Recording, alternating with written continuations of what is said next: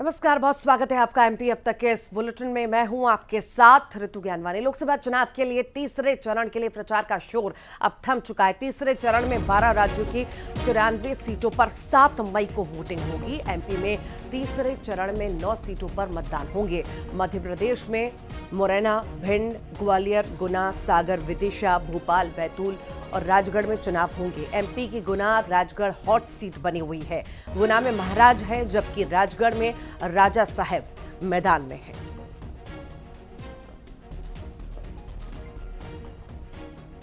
तो चुनाव प्रचार का सिलसिला अब थम चुका है और अब डोर टू डोर की बारी है, क्योंकि परसों चुनाव होना है और उससे पहले डोर टू डोर नेता कार्यकर्ता करते हुए नजर आएंगे। 2 हॉट सीटों का हम जिक्र कर रहे थे, गुना और राजगढ़। यहां पर एक तरफ ज्योतिरादित्य सिंधिया तो एक तरफ दिग्विजय सिंह।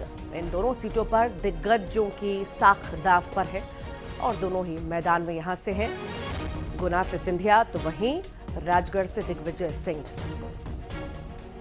प्रचार प्रसार का शोर अब थम चुका है। डोर टू डोर प्रचार होगा। इसी बीच हमने देखा कई रैलियां, कई रोड शो हुए, सभाएं हुई, पर अब वो नहीं हो सकेंगी क्योंकि तीसरे चरण का चुनाव परसों होना है। इन सीटों का हमने जिक्र किया कि कहां कहां पर आखिर चुनाव परसों होने हैं, यानी कि 7 मई को होने हैं। उन सीटों के लिए प्रचार प्रसार अब थम चुका है। डोर टू डोर प्रचार जो है कर सकेंगे कैंडिडेट्स, नेता कार्यकर्ता। अब आम सभाएं, रोड शो ये नहीं हो सकेंगे। परसों सुबह से ही वोटिंग की शुरुआत हो जाएगी और उसी की तैयारी में चुनाव आयोग भी।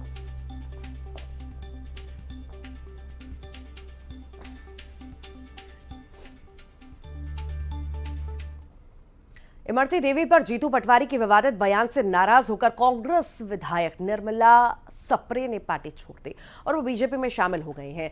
राहतगढ़ में सीएम की सभा के दौरान बीजेपी में शामिल हुए। बता दें, उन्होंने अपनी बात रखते हुए कहा कि वो इमरती देवी पर जीतू पटवारी के विवादित बयान से नाराज हो गई थी। वहीं निर्मला सप्रे के बीजेपी में शामिल होने पर शहर कांग्रेस अध्यक्ष राजकुमार पचौरी ने निर्मला सप्रे पर बिकने के आरोप लगाए हैं। उन्होंने कहा कि ये एक बहुत बड़ी डील है, इसका खुलासा जल्द होगा।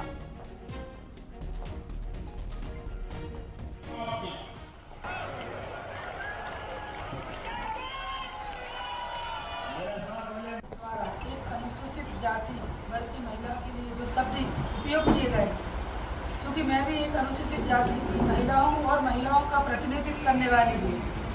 पहले मैं जिला महिला कांग्रेस की अध्यक्ष भी रही हूँ। चूँकि महिलाओं का मैं प्रतिनिधित्व करती हूँ तो महिलाओं की मुझे चिंता भी रहती है। जब मैंने देखा कि कांग्रेस पार्टी में जिस तरह नेताओं के द्वारा बार बार महिलाओं पर अभद्र टिप्पणी की जाती है, कभी चाशनी बनाकर बोल दिया जाता है, कभी आइटम बनाकर बोल दिया जाता है, इससे मैं काफ़ी दुखी हूँ। और लगातार मैं 3 दिन से काफ़ी सो भी नहीं पाई। दुखी इतनी थी कि मुझे ऐसा लग रहा था कि आखिर ये क्या हो रहा है।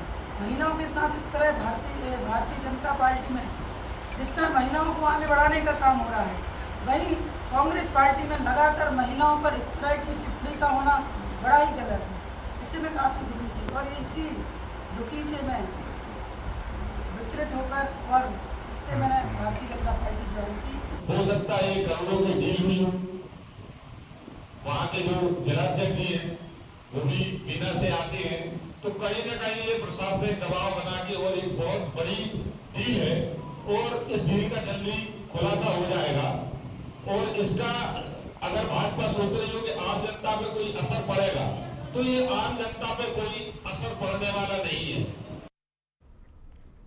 इमरती देवी पर जीतू पटवारी के बयान पर वीडी शर्मा ने पलटवार किया। उन्होंने कहा कि वीडी शर्मा ने दलित महिला पर अभद्र टिप्पणी की। दिग्विजय सिंह भी महिलाओं पर अभद्र टिप्पणी करते रहते हैं। ऐसे नेताओं की वजह से ही कांग्रेस रसातल में चली गई है। अब जीतू पटवारी जी के बारे में तो सोचना पड़ेगा। जो दलित बहन के लिए इस प्रकार की भाषा का प्रयोग करता हो, ऐसे लोगों के लिए भारतीय जनता पार्टी में कोई स्थान नहीं है। यही कांग्रेस की मानसिकता है और इसी मानसिकता के कारण आज कांग्रेस रसाताल में चली गई है। और इधर मुरैना में बीजेपी प्रदेश अध्यक्ष वीडी शर्मा उस दौरान भावुक हो गए जब वो अपने गृहग्राम सुरजनपुर पहुंचे। वीडी शर्मा ने भाषण देते समय मातृभूमि को प्रणाम किया। कहा कि जननी जन्म भूमश्री स्वर्गवादपि गरियसी। पूजा करते हुए आप खड़े हैं। का मंदिर है, इसी मंदिर से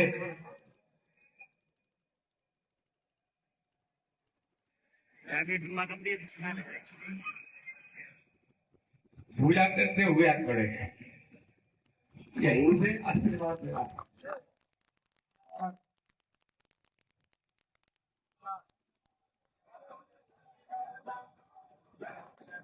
लेकिन गांव में पॉलिटिकल कार्यक्रम हो, ये थोड़ा मुझे भी जमा नहीं, क्योंकि ये लगा था कि सभी समाज के लोग, बाकी लोग एक गाँव होकर के आना, मिल करके आना। लेकिन आप सबके आशीर्वाद से आज इस स्थान पर काम करने का अवसर अगर मिला है तो इस माटी में पढ़े लिख करके तैयार होकर के आप आशीर्वाद। सागर के राहतगढ़ पहुंचे सीएम डॉक्टर मोहन यादव ने राहुल गांधी पर निशाना साधा। उन्होंने कहा कि राहुल गांधी को खुद पता नहीं कि वो क्या करने वाले हैं। मुख्यमंत्री ने कहा कि 2004 से लेकर 2014 तक अच्छी खासी कांग्रेस की सरकार चल रही थी, लेकिन जैसे ही राहुल गांधी को लॉन्च किया इनकी सरकार चली गई।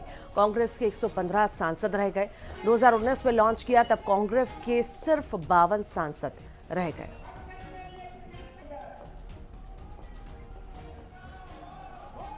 जिनको अपने सीट के ऊपर, जहां वो कांग्रेस की वर्षों से सीट, जहां उनके अपने पुरखे बताते कि हमारा वर्षों से रहा है, वहां के ऊपर लड़ने की हिम्मत भी नहीं।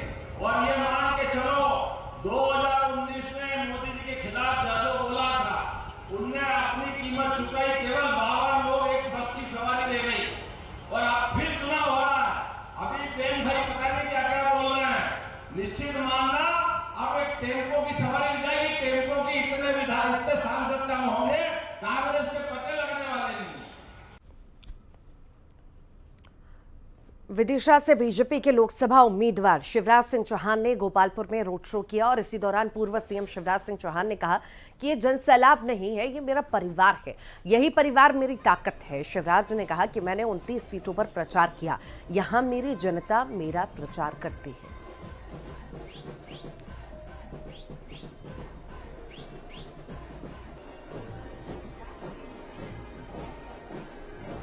हम शिवराज जी से बात करते हैं। शिवराज जी से बात करते हैं। भारी जनता उमड़ रही है और चुनाव प्रचार में आपको उत्साह दिखाई दे रहा है। ये जनता का आशीर्वाद है, जनता का प्यार है, यही मेरा परिवार है। हर जगह मामाई आस, मामाई विश्वास के नारे, वो बहुत जोश में जनता। आखिर किस बार क्या लगता है सारे रिकॉर्ड टूटेंगे जीत के? ये जनता जाने, लेकिन प्यार के सारे रिकॉर्ड टूट रहे हैं, आशीर्वाद के सारे रिकॉर्ड टूट रहे हैं। इस बार मध्य प्रदेश में ही मिशन पूरा 29 पूरा होगा। 29 की 29 सीटें बीजेपी जीतेगी। तो देखिए पूर्व सीएम शिवराज सिंह चौहान जो बता रहे हैं सभी 29 सीटें बीजेपी जीतेगी और आपको भीड़ और ये कारवां नजर आ रहा होगा, कितना भारी जन समर्थन उन्हें मिलता दिखाई दे रहा है। कैमरामैन दीपक के साथ शैलेंद्र चौहान, न्यूज 18 विदिशा।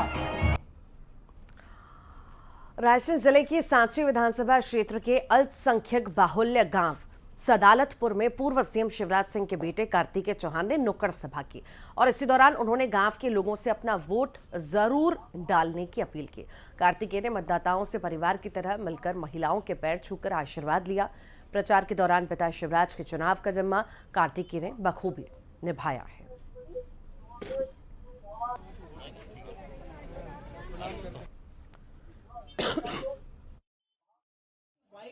देखिए, मैंने कहा सभी परिवार के सदस्य हैं, बहुसंख्यक अल्पसंख्यक सब हमारे अपने हैं यहाँ पर। और ये आज से नहीं है, हमारे पिताजी हमारे प्रत्याशी जी 40 साल से उनकी राजनीतिक तपस्या इस धरती पर रही है। सबको साथ लेकर उन्होंने काम किया है और आगे भी सबको साथ लेकर वो चलेंगे। और इसलिए विश्वास लोग करते हैं।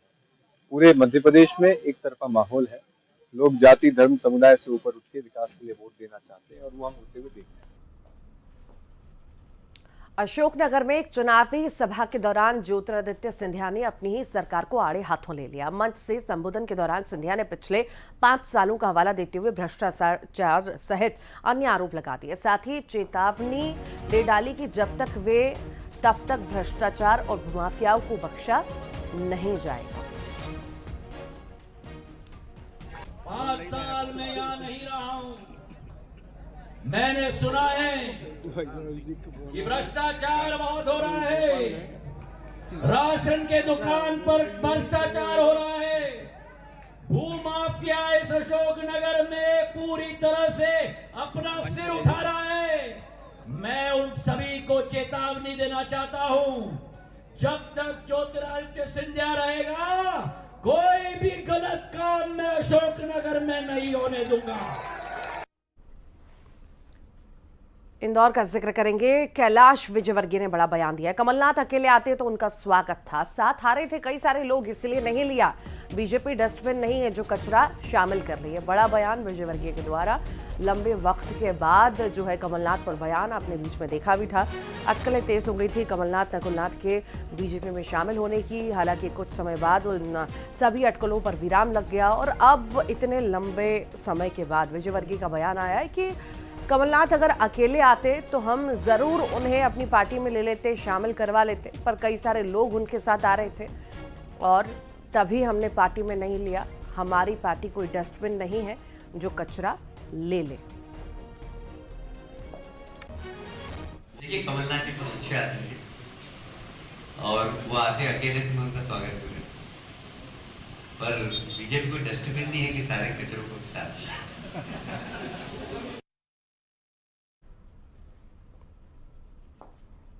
ग्वालियर में बीजेपी के वरिष्ठ नेता और पूर्व गृह मंत्री नरोत्तम मिश्रा ने असदुद्दीन ओवैसी पर तंज कसा। एआईएमआईएम चीफ असदुद्दीन ओवैसी को हैदराबाद में चुनाव प्रचार के दौरान पुजारियों ने स्वागत करते हुए भगवा पटका पहनाया था और इसी को लेकर नरोत्तम मिश्रा ने कहा कि इससे अच्छा कोई दिन नहीं हो सकता।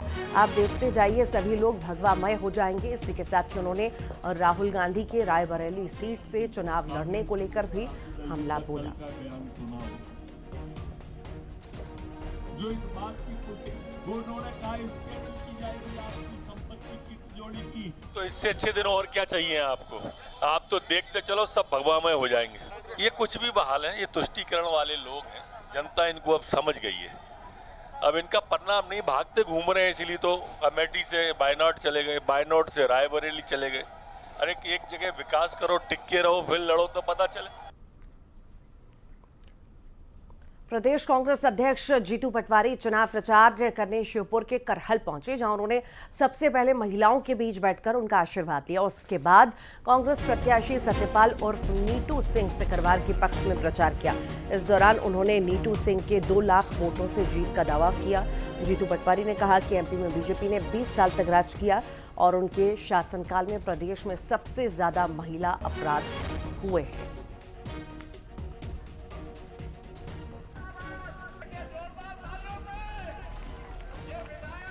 मुझे ये भी बताना पड़ेगा कि आप 20 साल से हो, 20 साल सबसे ज्यादा अत्याचार महिलाओं पे होते हैं, उसके आदमी होते हैं। जहाँ तक प्रश्न इस भावना का, अभी कर्नाटक में जो कांड हुआ, वो प्रधानमंत्री ने जिसके लिए वोट मांगे, जिसको साथ लिया, उसमें भारतीय जनता पार्टी का मुंह खुलता है क्या? कुछ बोलेंगे? क्या बात है, क्या कारण है कि जितने नेता इस तरह के निकलते बीजेपी के क्यों निकलते? श्योपुर के करहल में आयोजित कांग्रेस की चुनावी सभा के दौरान कांग्रेस विधायक बाबू जंडेल अचानक मंच पर एक पैर पर खड़े हो गए और उन्होंने उत्तर प्रदेश के मुख्यमंत्री योगी आदित्यनाथ को लेकर कहा कि वो योगी नहीं है, योगी तो वो हैं जो एक पैर पर खड़ा होकर दिखाए और मैं एक पैर पर खड़ा हूँ। वहीं पीएम मोदी को लेकर कहा कि मोदी ऑक्सीजन लेकर समुद्र में जाते हैं, मैं चंबल में मगरमच्छों के बीच आसन लगाता हूँ।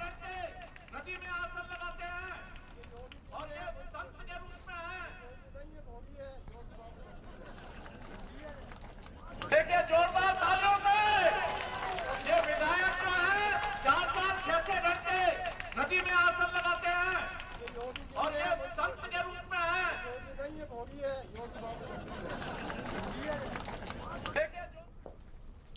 धार में प्रधानमंत्री नरेंद्र मोदी के 7 मई को होने वाले दौरे को लेकर तैयारियां जोरों पर चल रही हैं। पीजी कॉलेज मैदान में प्रधानमंत्री नरेंद्र मोदी विशाल आम सभा को संबोधित करेंगे और इसी को लेकर राज्यसभा सांसद और कार्यक्रम प्रभारी कविता पाटीदार धार पहुंची, जहां उन्होंने बताया कि 7 मई को प्रधानमंत्री नरेंद्र मोदी विशाल आम सभा को संबोधित करेंगे। राजा भोज की नगरी में प्रधानमंत्री 1 घंटा और रुकेंगे।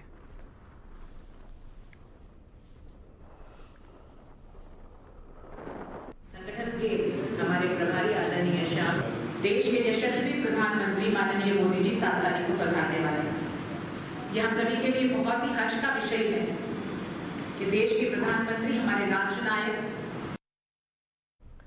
खरगोन जिले के सहगांव में राहुल गांधी 6 मई को कांग्रेस उम्मीदवार पोरलाल खरते के समर्थन में चुनावी सभा करेंगे, जिसको लेकर व्यापक तैयारियां भी की जा रही हैं। 6 मई को राहुल गांधी एक बड़ी चुनावी सभा खरगोन बड़वानी जिले के मध्य आदिवासी मुख्यालय सहगांव में संबोधित करेंगे। आदिवासी वोट बैंक को गांधी परिवार के नाम पर लुभाने की कोशिश कांग्रेस कर रही है। कांग्रेस इंदिरा गांधी के पोते राहुल गांधी के नाम पर भीड़ जुटाने में लगी हुई है। खरगोन लोकसभा चुनाव 13 मई को होने जा रहा है, चौथे चरण में होने जा रहा है। राहुल गांधी की 6 मई की सभा के बाद यहाँ पर पीएम नरेंद्र मोदी की भी खरगोन जिला मुख्यालय पे 7 मई को सभा होने जा रही है। चुनाव प्रचार को लेकर कांग्रेस और भाजपा दोनों ने अपनी पूरी ताकत झोंक दी है। राहुल गांधी के दौरे को लेकर व्यापक तैयारियां की जा रही है। हमारे साथ पूर्व विधायक और प्रदेश कांग्रेस के पूर्व संगठन मंत्री रवि जोशी जी मौजूद है। किस प्रकार की तैयारी चल रही, राहुल गांधी आने वाले? राहुल गांधी जी के कार्यक्रम को लेकर पूरे निमाड़ क्षेत्र में खरगोन बड़वानी जिले के साथ साथ आसपास के जिलों में भी बहुत उत्साह का वातावरण देखने। खबर शहडोल से है, जहां एएसआई की हत्या करने वाले आरोपियों के घर पर बुलडोजर चलाया गया है। एएसआई की हत्या की वो खुद इसे पूरे घटना की निंदा करते हैं। उन्होंने कहा कि मेरा भाई परिवार से अलग है। हमारे इस क्षेत्र में 50 से ज्यादा ट्रैक्टर से रेत का अवैध खनन चल रहा है। मैंने खुद कई बार पुलिस और खनिज विभाग की टीम को फोन करके अवैध खनन रोकने की मांग की, लेकिन पुलिस और प्रशासन ने कभी अवैध खनन रोकने के लिए ठोस कदम नहीं उठाए। यहाँ जो ट्रैक्टर चल रहे हैं वो पुलिस वालों के संरक्षण में चल रहे हैं। सिवनी जिले में